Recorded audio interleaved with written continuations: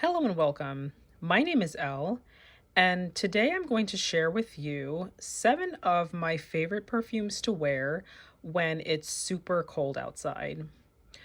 So I live in New York, and currently it is 28 degrees Fahrenheit. It's about 8 o'clock on January 4th, and so it gets pretty cold. And the perfumes that I'm going to share with you today are ideal for temps below freezing, I would say.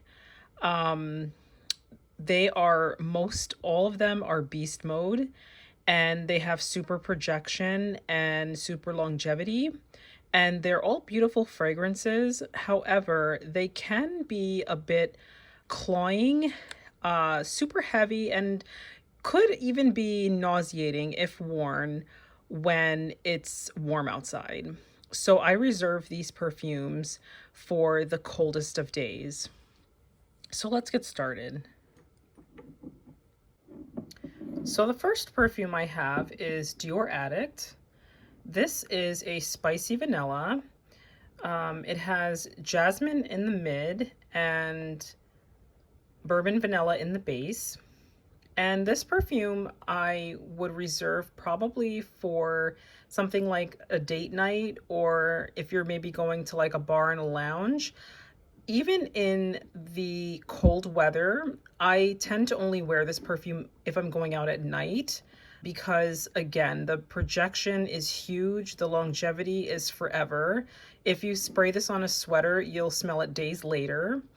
And it is beautiful, beautiful fragrance. However, again, it is beast mode and it's gorgeous. So that is Dior Addict.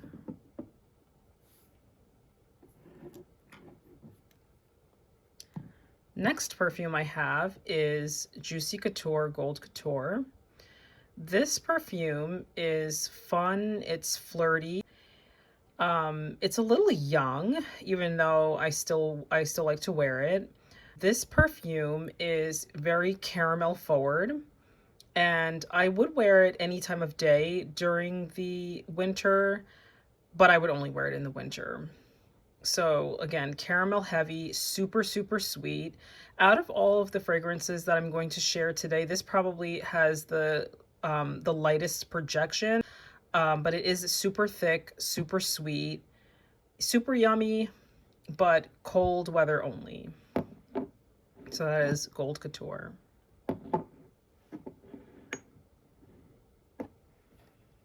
The next perfume I have is Fève Délicieuse by Christian Dior. This perfume is a tonka bean heavy perfume. However, with this one, I feel like you don't get the tonka bean right away. In fact, I don't really know what I'm smelling in the top of this fragrance. It kind of, when I first spray this perfume, I kind of get a little bit of almost like a mentholy top. It's a little weird, but if for me, if I push through that, the tonka bean that develops after about an hour is absolutely beautiful. And I get tons of compliments on this perfume. It is beast mode. You know, you will leave a scent trail for days. People will follow behind you and ask you what you're wearing. Super beautiful. I usually only wear this in January, February. I got this perfume a couple of years ago, and as you can see, the dent is not that big because cold weather only. Gorgeous. The next perfume I have is Fragranza Amarena Cherry. This is a dupe for, I have a travel spray of Tom Ford Lost Cherry, but again, I prefer the Fragranza version to the Tom Ford Lost Cherry. And this perfume is a super rich cherry fragrance. It's tonka bean in the base, but I prefer the cherry part of the perfume, which is why I like the Fragranza version better, because the cherry note sticks around much longer than it does in the original Tom Ford perfume. This has a beautiful sillage, great longevity, perfect for those cold weather days. So that's Fragranza Morena Cherry. The next perfume I have, I just recently talked about, and we have the beautiful Lyra. This is a beautiful blood orange fragrance. It's super sweet, pound cakey gorgeousness. This one also has great sillage and beautiful longevity. If you want to know more about this fragrance, check out my last video that I posted, which is Lyra versus Devotion, because they are similar. Although Devotion, as I stated in the previous video, I feel like you could wear that one any time of year, whereas Lyra I would only wear in the winter.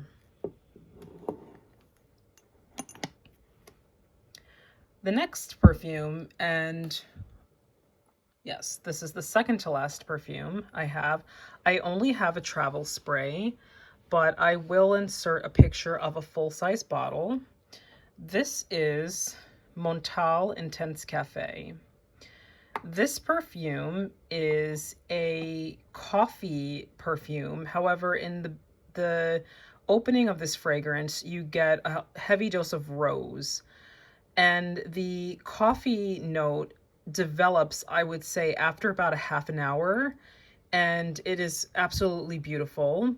I would like to try the ristretto version of this Intense Cafe, because from what I understand, the ristretto, the coffee is like pushed up a notch, whereas this one, I feel like the coffee is sort of, it's not hidden, but it does take a little while to develop, and I do wish that that coffee note was a little bit more pronounced.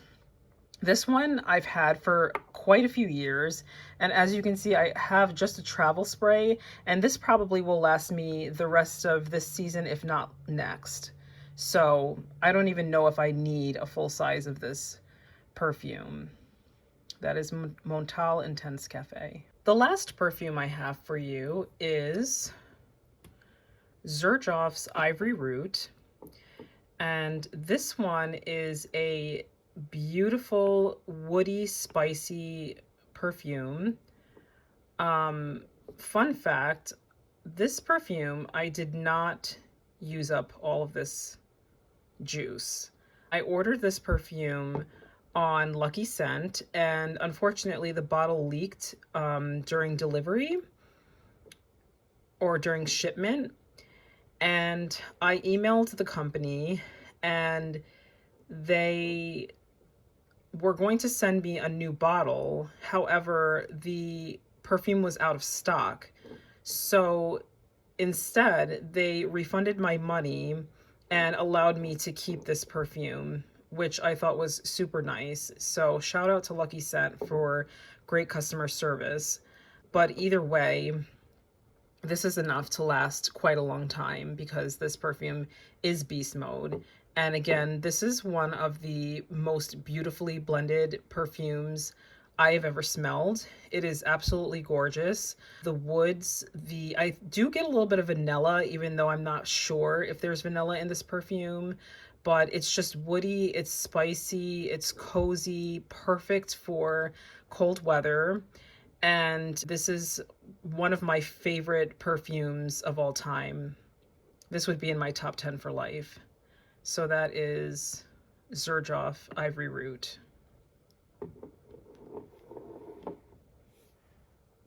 So that is it for my 7 fragrances I only wear in the coldest weather.